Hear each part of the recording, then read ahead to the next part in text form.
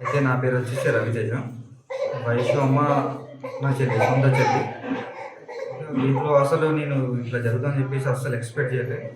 అతను చంపుతానని కూడా నాకు అసలు తెలియకుండా మొత్తానికి చంపుతాడు అన్న థాట్ కూడా నాకు రాలేదు. అతను చంపినంటే కూడా నేను కన్ఫర్మ్ చేసుకోలేదు అసలు.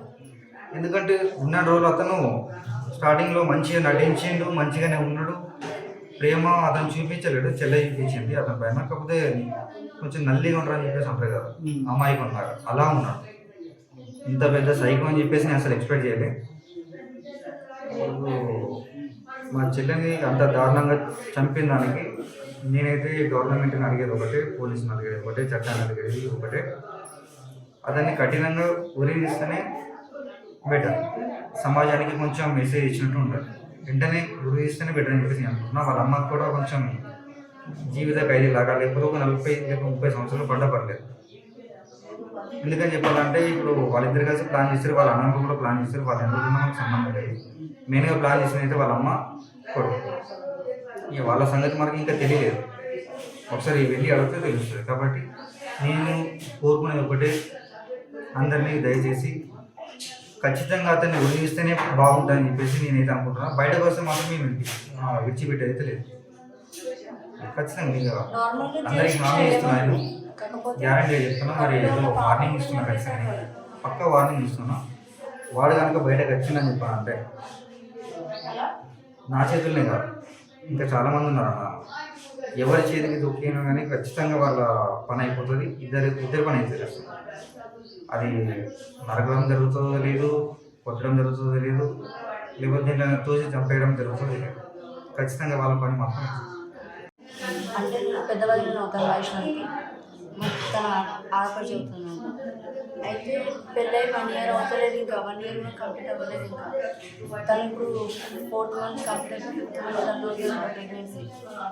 మాకు ఎక్కువ బాధ ఎక్కడ అనిపిస్తుందంటే తను చంపేస్తే అతను చనిపోయినా బాగుంటుండేదేమో, పోనీ ఒక వేలు నరికేసిన, ఒక చేయి నరికేసిన బాగుంటుంది, మేము బ్రతికించుకునే వాళ్ళం ఆడుకోవచ్చు. కాబట్టి తను ఈరోజు ఇంట్లో లేదు చూసారా, ఈ ఇల్లంతా ఎలా పోసిపోయిందో మొత్తం మేము తట్టుకోలేకపోతున్నాం. అసలు కోళ్ళు చాలా డేస్ అలా మా అత్తయ్య గారు, మా హస్బెండ్, మా హస్బెండ్కి వాళ్ళకి చాలా డేస్ నుంచి మాట్లాడలేదు. అతను ఒక అన్న పిలుపు కూడా వినలేకపోయారు లాస్ట్ చివరిలో బాగా చేయబట్టి. సో అతనికి ఒక పసికన్ను, తన కడుపులో ఉన్న పసికన్ను చంపాడు, ఒక నిన్ను ప్రాణాన్ని ముత్తైదు చంపాడు. అందుకే వాళ్ళకి ఒక ఉరి శిక్ష పడాలని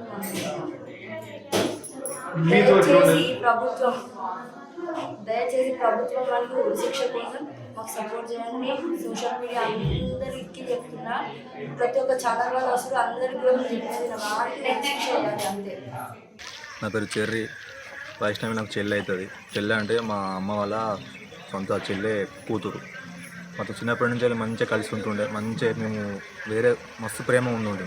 సో ఈరోజు ఇంత దారుణంగా ఎంత అయిందంటే అసలు మేము ఇంతమంది అన్నదమ్ముల ముందు అసలు మేము జీర్ణించలేకపోతున్నాం. ఈరోజు మా చెల్లి కార్యక్రమం అయింది. సో అయింది కానీ ఇంకా దీని ఏం స్పందన లేదు. సో అయినా కానీ మరి చర్య చేసుకుంటారా, లేకపోతే పట్టించుకుంటారా, లేకపోతే మేమే మా స్టైల్లో మేము పట్టించుకోమంటారా? మాకైతే ఖచ్చితంగా దీని పరంగా అయితే మా పిన్ని అన్నట్టు ఆయన మాకు అప్పచెప్పు, లేదంటే మీరు డిఎస్పీ వాళ్ళు, ఎస్పీ వాళ్ళు అందరి సార్లకు మీకు నమస్కారం పెట్టి చెప్తున్నా. వాళ్ళని అయినా కఠినంగా శిక్షించరు ప్లీజ్.